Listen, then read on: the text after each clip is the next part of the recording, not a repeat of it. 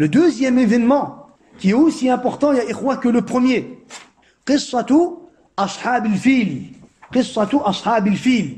L'événement des gens de l'éléphant. Les gens de l'éléphant. Qu'Allah Azza wa Jalla a cité dans le Coran al-Karim. Alam tara kayfa fa'ala rabbuka bi ashab al-fil. Rappelez-vous de ashab al-fil.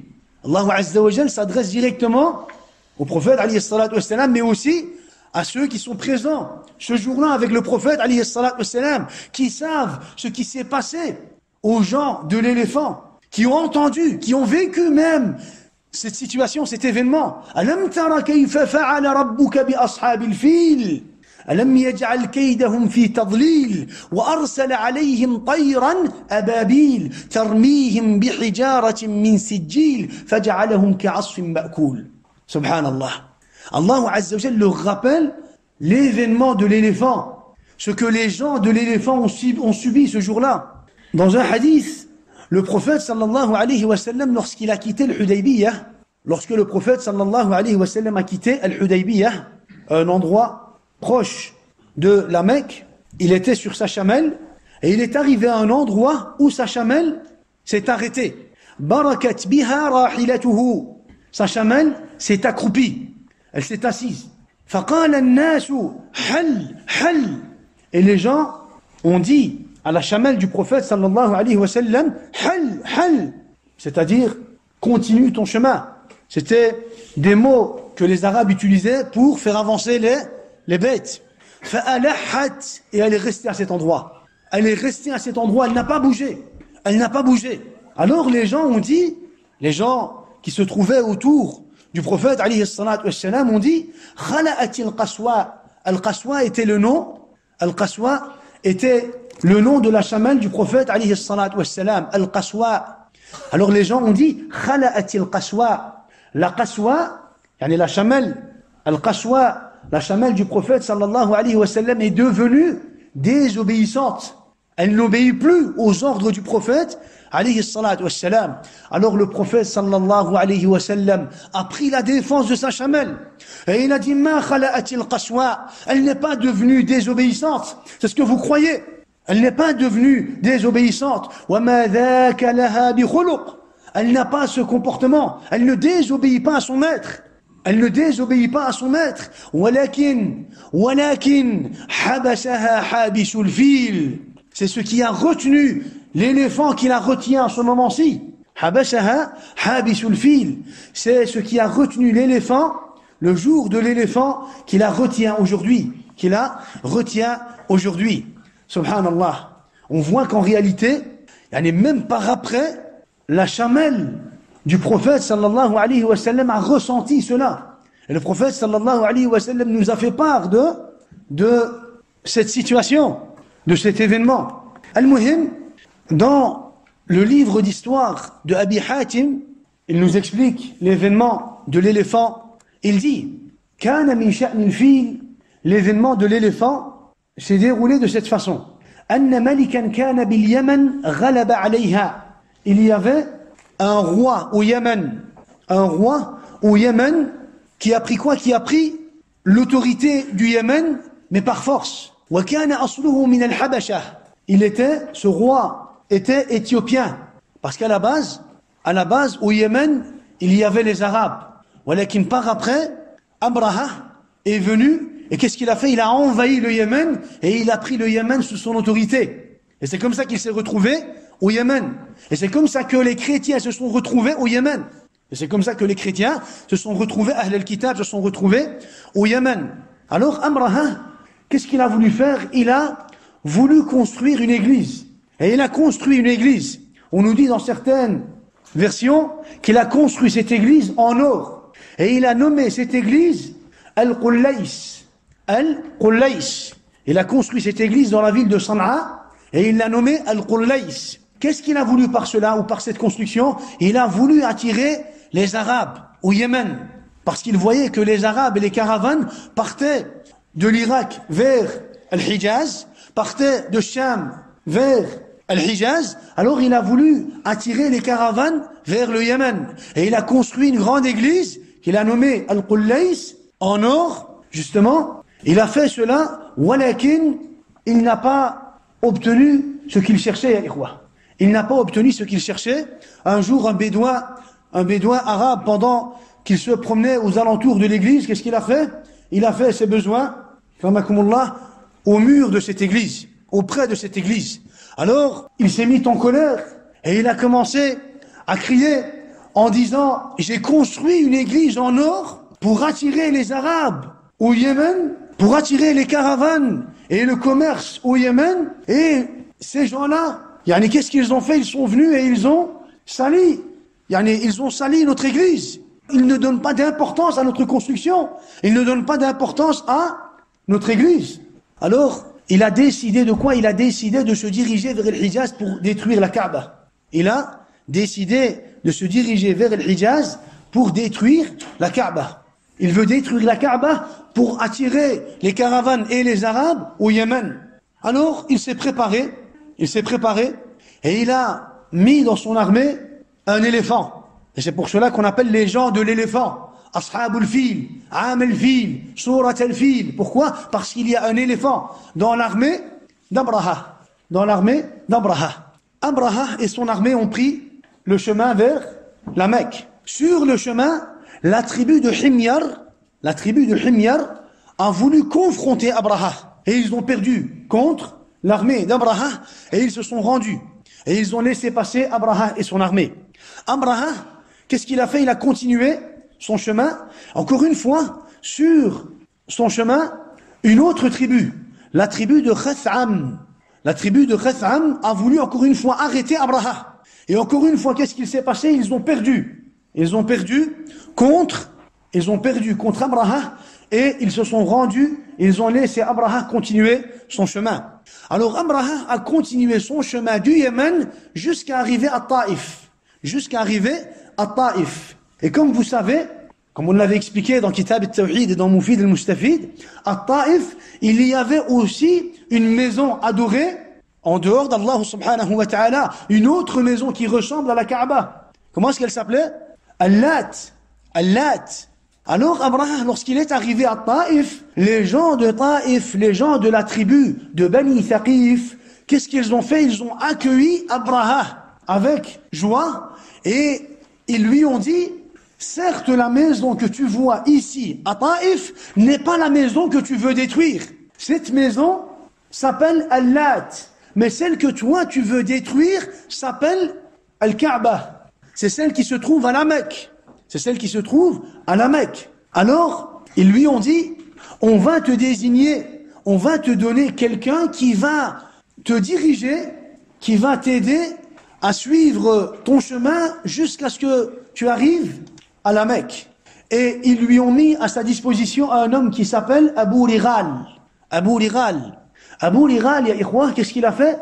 Abu Righal, il a montré le chemin de la Mecque à Abraha. Il a fait ce qu'on appelle le jassous. Il a montré le chemin, il s'est mis du côté d'Abraha pour qu'il puisse détruire la Kaaba. Abu Righal. Et c'est pour cela que, après cette époque, sur le chemin, Abu Righal va mourir sur le chemin. Lorsqu'il va se rapprocher de la Mecque, il va mourir.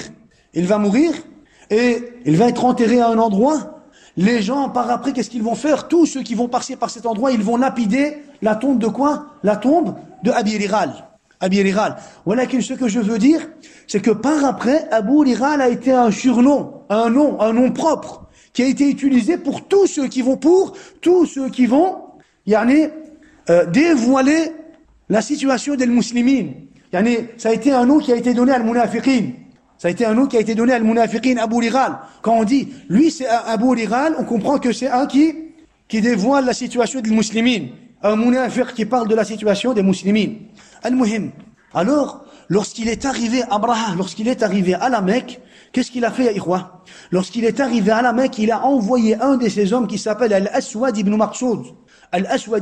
Il lui a dit: va avec tes hommes, va faire un tour à la Mecque, autour de la Kaaba, va voir ce qu'il se passe et viens me donner des informations. Al-Aswad ibn Maqsoud, lorsqu'il a été, qu'est-ce qu'il a fait?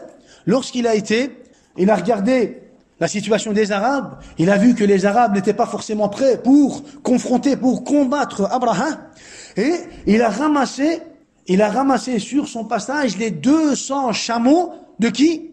De Abd al-Muttalib. On revient à Abd al-Muttalib, on revient à Abd al-Muttalib. Sur son passage, il a capturé les 200 chameaux de Abd al-Muttalib. Et il est revenu, il a donné des informations à propos des gens de la Mecque. Abraha a envoyé un deuxième homme. Il a envoyé Hunata al-Himyari. Et il lui a dit, va à la Mecque, trouve-moi le chef de la Mecque, le responsable, le chef, le grand chef, le chef des tribus de la Mecque. Et dis-lui que je veux le rencontrer pour discuter avec lui. Alors Hunata a quitté Abraha, il a été à la Mecque et il a demandé à propos de qui? À propos du responsable, du chef de la Mecque. Qui est votre chef? Qui est votre responsable? Qui est le grand chef? Le chef des tribus de la Mecque. Alors ils lui ont dit Abdul Muttalib. Al-Muhim, lorsqu'il a été trouvé Abdul Muttalib, il lui a dit Inna al-Malika arsalani ilayka liyukhbiraka annahu lam ya'ti liqitalin illa an tuqatiluhu. إنما جاء لهدم هذا البيت. Hunata al-Himyari dit à Abd al-Muttalib, il lui dit, notre roi Abraha m'a envoyé pour que je vous informe qu'il n'est pas venu vous combattre. Il est venu pour détruire la Kaaba. Donc Hunata se retrouve face à Abd al-Muttalib et il lui dit, notre roi Abraha m'a envoyé pour que je t'informe qu'il n'est pas venu pour vous combattre. Il n'est pas venu pour vous tuer. Il est venu dans l'objectif de quoi? De détruire la Kaaba. Bien sûr, si vous vous opposez, à ce moment-là, il sera obligé de vous combattre. À ce moment-là, il sera obligé de vous combattre. Alors, Abd al-Muttalib lui a répondu en disant, Ma indana lahu qital. On ne va pas pouvoir de toute façon le combattre. On n'a pas de combat avec lui. On ne veut pas le confronter. Sanukhalli baynahu wa bayna al-bayt. On va le laisser, regardez subhanallah, on va le laisser face à la maison d'Allah Azza wa Jal. Nous on n'a pas les moyens de le confronter, on ne va pas pouvoir le confronter, le combattre, on n'a pas les moyens, on n'a pas les armes, on n'a pas les hommes, on va le laisser face à la maison d'Allah Azza wa Jal. فَإِنْ خَلَّ اللَّهُ بَيْنَهُ وَبَيْنَهُ فَوَاللَّهِ مَا لَنَا بِهِ قُوَّةٌ. Si Allah Azza wa Jal, regardez la croyance qu'il a, il dit si Allah Azza wa Jal va le laisser faire à propos de sa maison, on ne pourra pas nous-mêmes de toute façon le repousser. Subhanallah, il a une certitude en lui que cette maison est la maison d'Allah et qu'Allah Azza wa Jal va protéger sa maison et qu'Allah Azza wa Jal a une force et une puissance. Il a en lui cette croyance et ikhwa. Il a en lui cette croyance. Il dit, on va le laisser face à la maison d'Allah Azza wa Jal. Il est venu détruire la maison d'Allah, on ne va pas le combattre. Et de toute façon, on n'a pas les moyens de le combattre. On va le laisser face à la maison d'Allah subhanahu wa ta'ala. Si Allah Azza wa Jal les laisse faire, de toute façon, on ne pourra pas les repousser.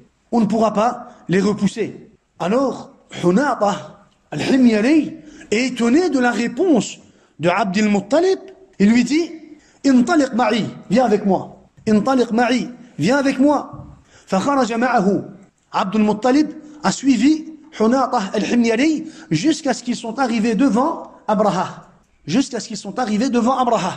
Hunata, avant que Abd al-Muttalib se présente devant Abraha, Hunata a été voir Abraha et il lui a dit Ayyuha al-Malik, hadha sayyidu Quraysh wa sahibu 'ir Makkah alladhi yut'imu an-nas wa yaf'alu kadha wa kadha innahu yasta'dhinu 'alayka. Ô roi, hadha sayyidu Quraysh, je t'ai amené le chef de Quraysh et le propriétaire de la caravane des 200 chameaux. C'est un homme qui nourrit les pauvres. Et apparemment, il fait de bonnes choses. Hunata donne des informations à propos de Abd al-Muttalib. Il dit, au roi, c'est quelqu'un de bien apparemment. Il fait de bonnes choses. Il nourrit les gens. Il nourrit même les animaux sauvages dans les montagnes. Apparemment, lorsqu'il y avait des restes de la nourriture ou des bêtes, Abd al-Muttalib prenait cela et allait les déposer dans des montagnes et dans des vallées pour nourrir les animaux sauvages. Alors il lui dit, Huwa alladhi yut'imu an-nasa fi as-sahli wal wuhush fi al-jibali. C'est lui qui nourrit les gens dans les villages et les animaux dans les montagnes et les vallées. Il veut te rencontrer, il veut te voir, il veut te parler. فَقَدْ جَاءَكَ غَيْرَ نَاصِبٍ لَكَ وَلَا مُخَالِفٍ عَلَيْكَ. Et sache aussi qu'il n'est pas venu pour te contredire. Il n'est pas venu pour t'arrêter. Il veut simplement te rencontrer. فَأَذِنَ لَهُ. Alors Abraha lui a dit qu'il entre, qu'il vienne. Abdul Muttalib à la base, كان رجلا عظيما. Il était très grand. جسيما. Il était corpulent. وشيما جسيما عظيما. Il était très grand, corpulent. Il attirait le regard.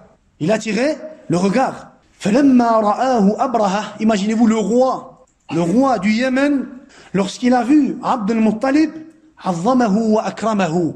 Et là, il s'est humilié devant lui et il l'a honoré. Abraha était assis sur son trône. Il n'a pas voulu faire asseoir Abdul Muttalib sur son trône à côté de lui. Alors qu'est-ce qu'il a fait? Il a demandé à Abdul Muttalib de s'asseoir par terre, et puis lui-même, qu'est-ce qu'il a fait? Il s'est assis à côté, il s'est assis par terre face à Abdul Muttalib.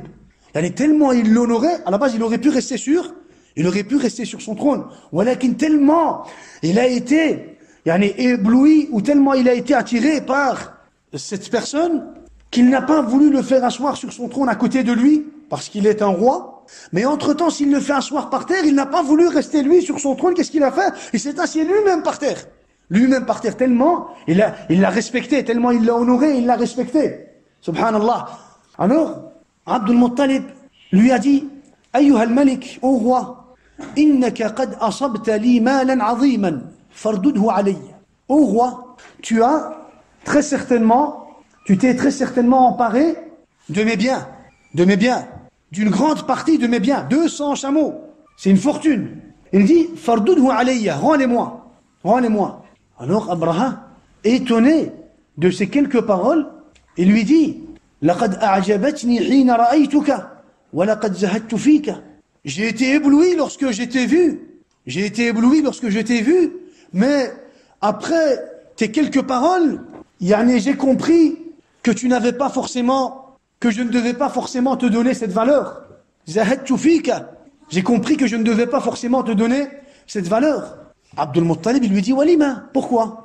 Alors Abraham lui dit, ji'tu ila baytin huwa dinuka wa dinu abaik wa ismatukum wa mana'atukum li ahdimahu falam tukallimni fihi wa tukallimuni fi mi'atay ba'irin lak. Je suis venu détruire une maison qui fait partie de ta religion et de la religion de tes ancêtres. C'est votre honneur, cette maison est votre honneur. Je suis venu détruire cette maison qui fait partie de votre religion et de la religion de vos ancêtres, de tes ancêtres. Cette maison qui fait partie de votre honneur, et tu viens, toi, me parler de tes 200 chameaux que j'ai capturés. Tu ne me parles même pas de cette maison que je cherche à détruire, que je vais détruire. Alors, Abdul Muttalib lui dit, Ana rabbu hadhihi al-ibil. Je suis moi, le propriétaire, le maître de ces chameaux, de ces bêtes. Rabbul ibil. C'est pour cela qu'on a dit que le nom Ar-Rabb, tu peux l'utiliser pour une créature lorsqu'il est mudaf wa mudaf ilayh. Rabbul ibil, Rabbud dar, Rabbul ibil, Rabbul ghulam. Man Rabbu hadha al-ghulam, qui est le propriétaire de cet enfant. ولكن مجرد بالالف واللام الرب الله تبارك وتعالى. الرب الله تبارك وتعالى. Tamam? Alors il lui dit, Ana Rabbul ibil. Je suis moi le propriétaire et le maître de ces chameaux. ولهذا البيت رب يمنعه سيمنعه. Et cette maison a un propriétaire, un maître qui va la protéger. Chauffe, qui va la protéger. Il est sûr de ce qu'il dit. Abdul Muttalib est sur la religion du shirk, walakin il a en lui une certitude une certitude à propos de la grandeur et de la force d'Allah Azza wa Jal. Il dit, cette maison, la Kaaba, a un propriétaire, un maître, Rabbul Alamin. Il va très certainement la protéger. Alors Abraham lui dit, Ma kana li yamna'ahu minni. Il ne va pas pouvoir la protéger de moi. Abraham, Taghiya, Tarout, les Tawarit, ya ikhwa, les Tawarit, avec ce qu'ils ont comme moyen ici sur terre, ils pensent qu'ils ont atteint une force qui ne va jamais disparaître. Les Tawarites pensent atteindre le sommet dans la force. À cause de quoi? À cause des moyens qu'ils ont, de la technologie et tout ce qui suit. Ils pensent qu'ils ont atteint quoi? Qu'ils ont atteint le sommet dans la force et dans la puissance. Regardez, subhanallah, il dit, contre moi, il ne pourra rien faire. Contre moi, il ne pourra rien faire. Alors, Abdul Muttalib, il ne va même pas chercher à quoi? Il ne va même pas chercher à essayer de lui expliquer la grandeur et la force d'Allah Azza wa Jal, ça ne sert à rien. Quelqu'un qui ne croit pas à Allah subhanahu wa ta'ala, qui ne croit pas en Allah subhanahu wa ta'ala, on ne va pas chercher à lui faire comprendre la grandeur d'Allah Azza wa Jal. Déjà à la base, il ne croit pas en Allah subhanahu wa ta'ala. On va le laisser lui face à Allah subhanahu wa ta'ala. Alors Abdul Muttalib lui dit, fa'anta wa dhak. C'est entre toi et lui. Puisque tu prétends qu'il ne va pas te vaincre, puisque tu prétends qu'il ne va pas t'écraser, t'anéantir, puisque tu prétends avoir une force extraordinaire ou alors une force très grande, puisque tu prétends que tu vas pouvoir le confronter, c'est entre toi et lui. C'est entre toi et Allah Rabbul Alamin. C'est entre toi et Allah Rabbul Alamin. Regardez, ya ikhwah, les quelques paroles de Abdul Muttalib. Regardez, ya ikhwah, les quelques paroles qui proviennent de la certitude de Abdul Muttalib. Le musulman doit avoir une certitude, ya ikhwah, de la force, de la grandeur d'Allah Azza wa Jal. Une certitude de la grandeur. Allahu huwa al-qawi. Al-qawi. Allah Azza wa Jal, il a une force incomparable qui ne ressemble pas à la force des créatures. Al-mutakabbir, al-ali, al-akbar. Allah Azza wa Jal, al-muntaqim, al-aziz. Al-Jabbar, Al-Qahhar, Allah Rabbul Alamin. Le musulman doit avoir en lui cette force. Il doit avoir en lui cette certitude de la puissance et de la force d'Allah Azza wa Jal. Il ne doit pas se faire influencer, ou alors il ne doit pas se faire emporter par les quelques moyens de la vie d'ici-bas. Les quelques moyens de la vie d'ici-bas. Tamam, la technologie et tout ce qui suit. Abadan. Quwwatullahi Azza wa Jal. La force d'Allah subhanahu wa ta'ala est au-dessus de toutes les forces. فأنت وذاك, c'est entre toi et Allah Azza wa Jal.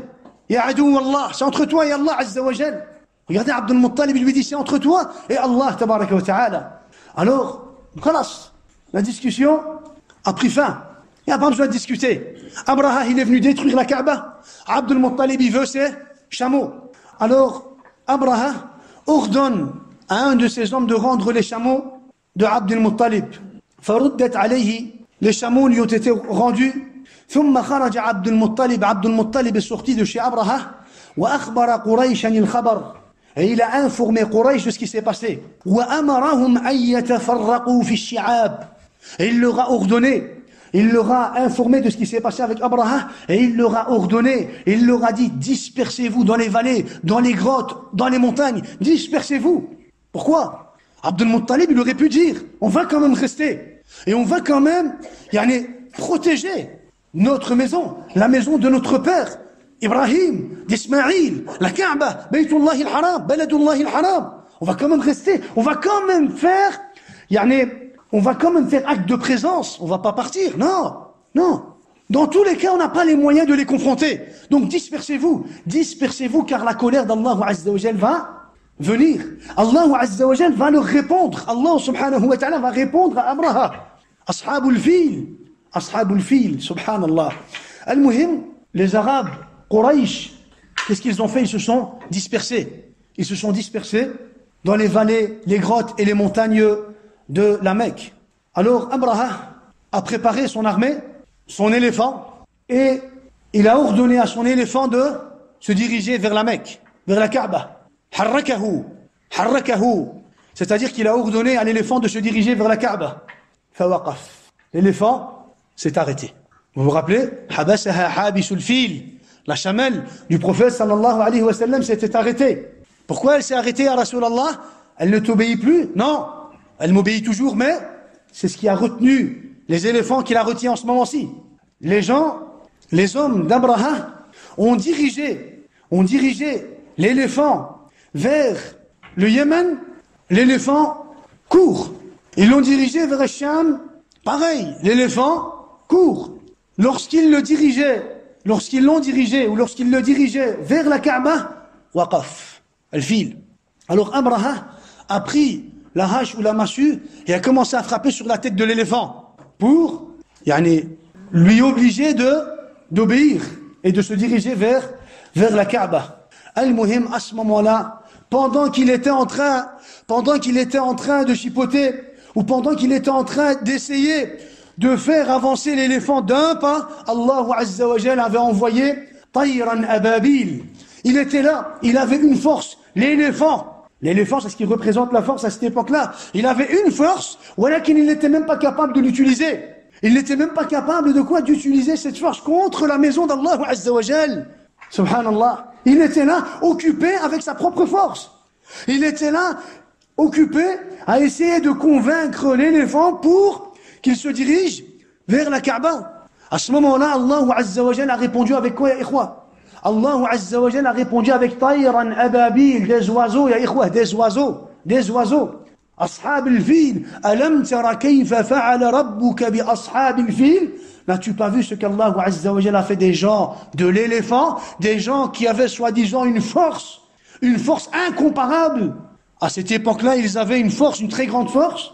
Allah Azza wa Jal les a anéantis avec des oiseaux. Tayran Ababil. Allah Azza wa Jal a envoyé Tayran Ababil. Dans certains livres, on dit que Tayran Ababil font partie de la race des sturnidés. Les sturnidés, subhanallah, c'est des petits oiseaux, ya ikhwa. Des petits oiseaux. Face à ton éléphant, Allah Azza wa Jal a envoyé des oiseaux, ya ikhwa. Des oiseaux qui avaient quoi? Des oiseaux qui avaient une pierre à chacune des deux pattes et une pierre dans leur bec. Arrivés sur l'armée d'Abraha, qu'est-ce qu'ils ont fait? Ils ont lâché les pierres. Arrivés sur l'armée d'Abraha, les oiseaux ont lâché les pierres et il n'y a pas eu une personne qui a été touchée par une pierre qui n'a pas brûlé au moment même. Qui n'est pas mort et qui n'a pas brûlé au moment même. Allah Azza wa Jal les a brûlés. Abraha, qu'est-ce qui lui est arrivé? Est-ce qu'il est mort là-bas sur le champ de bataille? Non. Il n'est pas mort sur le champ de bataille, ya ikhwa. Il a fui vers le Yémen. Allah Azza wa Jal aurait pu le tuer sur le champ de bataille. Walakin non. Allah Azza wa Jal va vouloir qu'Abraha soit un exemple pour tous ceux qui vont vouloir s'attaquer à la maison d'Allah Azza wa Jal, la Kaaba. Un exemple. Regardez Abraha. Regardez ce qui lui est arrivé. Abraha a fui le champ de bataille. Et on nous dit qu'il a été touché à une maladie, On nous dit qu'il a été touché par une maladie, et cette maladie a fait que ses membres ont fondu. Ses membres se sont dissociés de son corps. On nous dit que Abraha a été touché par une maladie, et cette maladie a fait en sorte que son corps, commençait à fondre, ou alors à sécher, à se séparer de son propre corps. Il perdait d'abord un doigt, et puis un autre doigt. Il ne mourait pas. Il était malade, ya ikhwa. Et il est resté dans cette situation de maladie jusqu'à ce qu'il est mort. Allah Azza wa Jal lui a fait goûter une souffrance ici, avant même la souffrance de Yawm al-Qiyamah. Avant même la souffrance de Nara Jahannam. Avant même, ya ikhwa, la souffrance de Nara Jahannam. Et alors Allah subhanahu wa ta'ala a révélé Surat al-Fil. Allah Azza wa Jal a révélé Surat al-Fil. On nous dit dans le livre d'histoire d'Ibn Ishaq que Abd al-Muttalib, avant de sortir de la Mecque, Abd al-Muttalib, qu'est-ce qu'il a fait? Il a mis sa main, il s'est tenu à la porte de quoi? Il s'est tenu à la porte de la Kaaba. Il s'est tenu à la porte de la Kaaba avec un groupe de Quraysh autour de lui, et il a commencé à invoquer Allah Azza wa Jal.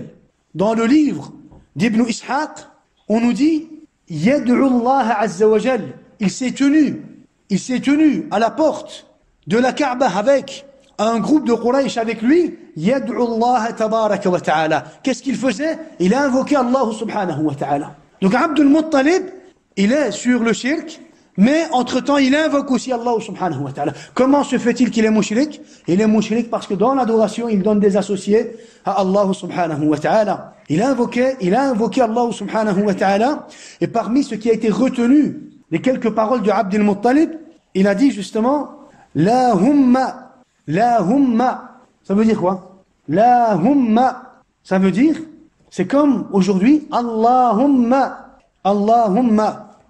C'est dans un langage chez les Arabes. Parce que chez les Arabes, il y avait quoi? Il y avait plusieurs langages.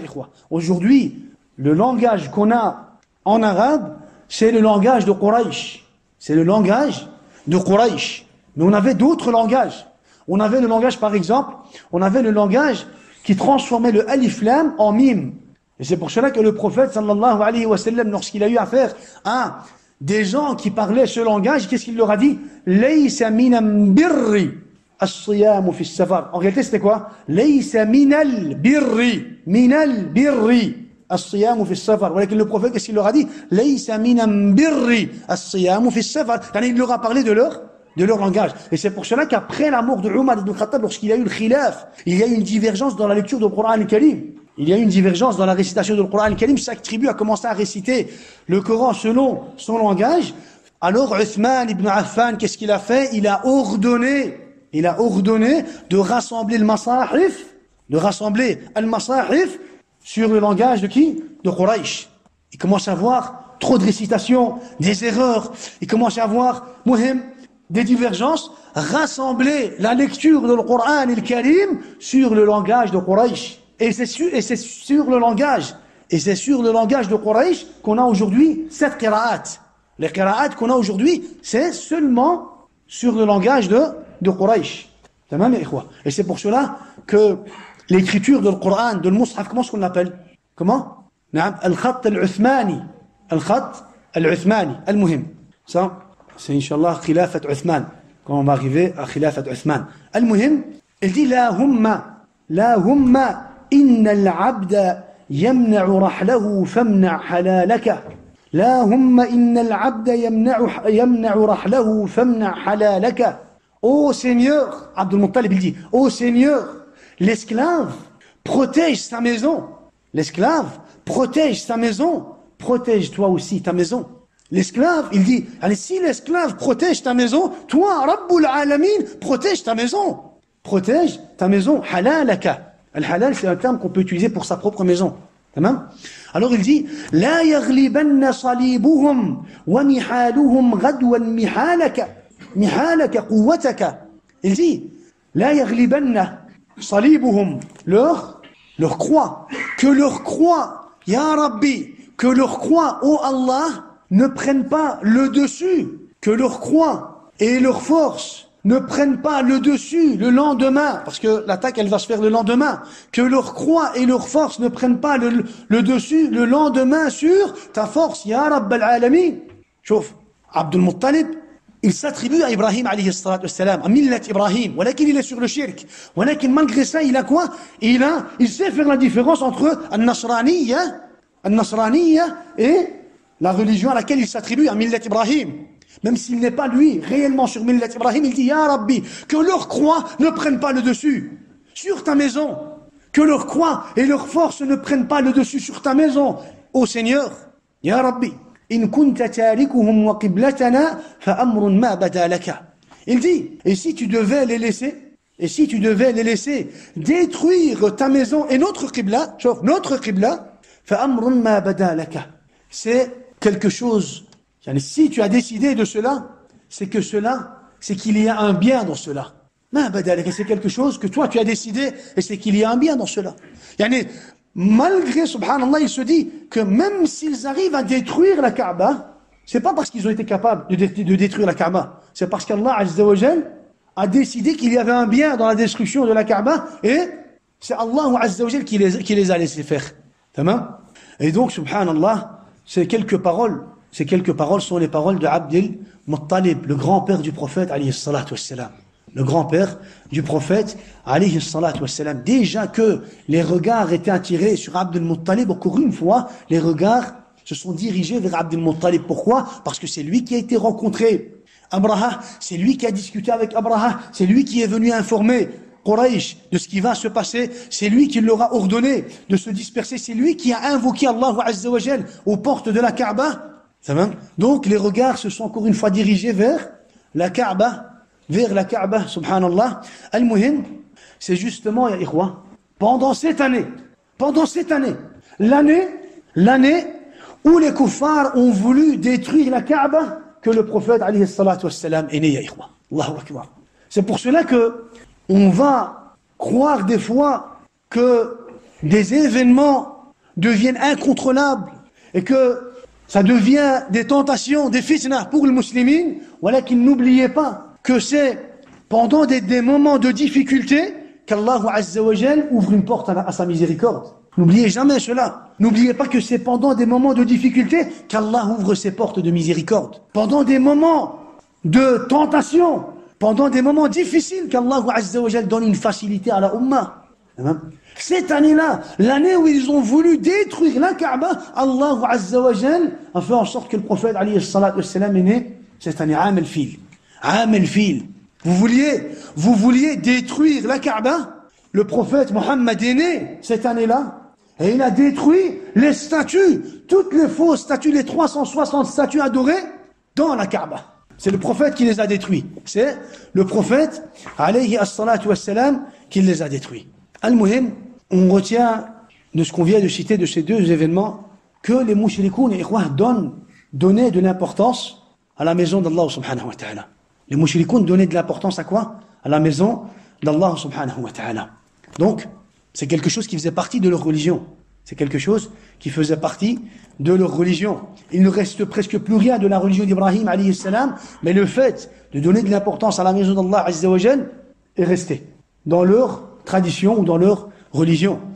On retire aussi de quoi? On retire aussi de ce qu'on vient de citer la jalousie de Nasara, des chrétiens, Ahl al-Kitab, leur jalousie envers l'islam ou les musulmans, envers l'islam ou les musulmans, hasadan min indi anfusihim. Allah Azza wa Jalla, lorsqu'il parle de Ahl al-Kitab, il dit hasadan min indi anfusihim. Ils ont tellement de jalousie en eux-mêmes. Ahl al-Kitab, ils ont tellement de jalousie en eux-mêmes qu'ils aimeraient bien qu'Allah Azza wa Jalla fasse disparaître tous les biens qu'il vous a donnés.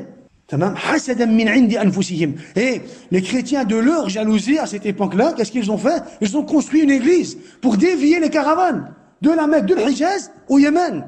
Et quand ils ont vu que ça n'a pas marché, qu'est-ce qu'ils ont fait? Ils ont voulu détruire la Kaaba. Ils ont voulu détruire la Kaaba, ils ont voulu mettre la croix au-dessus de la Kaaba, mais Allah Azza wa Jalla les a anéantis avec des oiseaux. Avec des oiseaux. On a aussi, dans ce qu'on vient de citer, comme leçon, khawalatul ummah makhdhouloun. Yani les traîtres de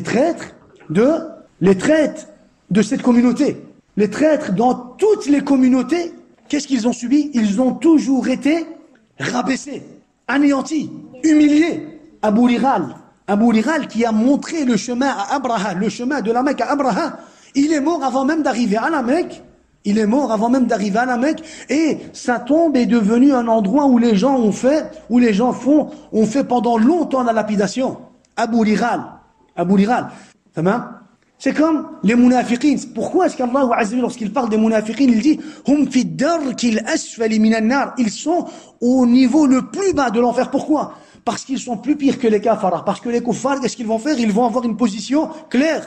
Il est contre toi. Il n'accepte pas ta religion. Il ne veut pas. Il a même des fois de la haine, alors il te montre sa haine. Il montre qu'il est ton ennemi, il montre qu'il n'est pas satisfait de ta religion, de ta sunna, de ton tawhid, de ton la ilaha illallah. Mais le munafiq, il n'est pas comme ça. Le munafiq, la définition du munafiq, yubtinu al-kufra wa yudhiru al-islam. Yubtinu al-kufra wa yudhiru al-islam. Il va garder le kufr en lui-même, walakin il va montrer l'islam. Il va montrer l'islam. Walakin, dans l'histoire, ils ont toujours été humiliés et ils seront toujours humiliés. On a aussi ici, dans cet événement, la réalité de la confrontation entre les kafaras et les musulmans. Yani, la réalité de la confrontation entre les kafaras et les musulmans, c'est que les kafaras ne confrontent pas seulement les musulmans, ils confrontent le Seigneur des musulmans, Allah Rabbul Alamin. Et c'est ça que tu dois comprendre. Et c'est ça que tu dois avoir en toi-même. C'est que les kuffars, lorsqu'ils sont opposés, lorsqu'ils ne veulent pas, lorsqu'ils ne cherchent pas, lorsqu'ils ne sont pas satisfaits de l'islam, c'est parce qu'ils ne sont pas satisfaits d'Allah Azza wa Jal. C'est parce qu'ils s'opposent à Allah. C'est parce qu'ils ne veulent pas. Ils ne veulent pas la religion d'Allah Azza wa Jal. Et donc la réalité de cette confrontation, qui pourrait paraître que c'est une confrontation entre l'islam entre les kuffars et les musulmans. Non, c'est en réalité une confrontation entre les kuffars et Allah tabaraka wa ta'ala. Et Allah tabaraka wa ta'ala. Par après, qu'est-ce qu'il y a eu? Par après, les gens ont commencé à donner plus d'importance à la Mecque et aux habitants de la Mecque, et c'est de là que l'attention des gens vont être attirés, ou l'attention des gens va être attirée par la Mecque, parce qu'ils vont dire hum ahlullahi qatalallahu anhum. Les Arabes vont dire hum ahlullahi, Allah les a défendus, Allah les a défendus. Et donc qu'est-ce qu'ils vont faire? Ils vont donner un peu plus d'importance aux habitants de la Mecque et à la Mecque, et c'est de là qu'il va y avoir des événements qui vont se passer, qui vont se dérouler avant la prophétie, et qui vont faire en sorte que les gens vont se concentrer à la Mecque. Les gens vont se concentrer à la Mecque. Ils vont regarder, suivre tout ce qui se passe à la Mecque. En réalité, Allah subhanahu wa ta'ala ne les a pas défendus.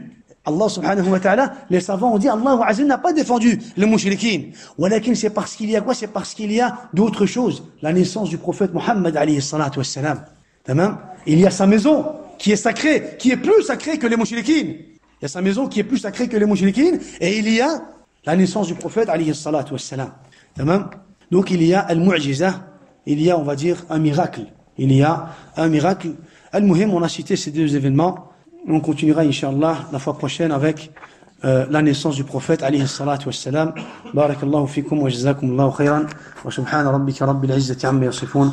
Wa salamun ala al-mursalin walhamdulillahi rabbil alamin.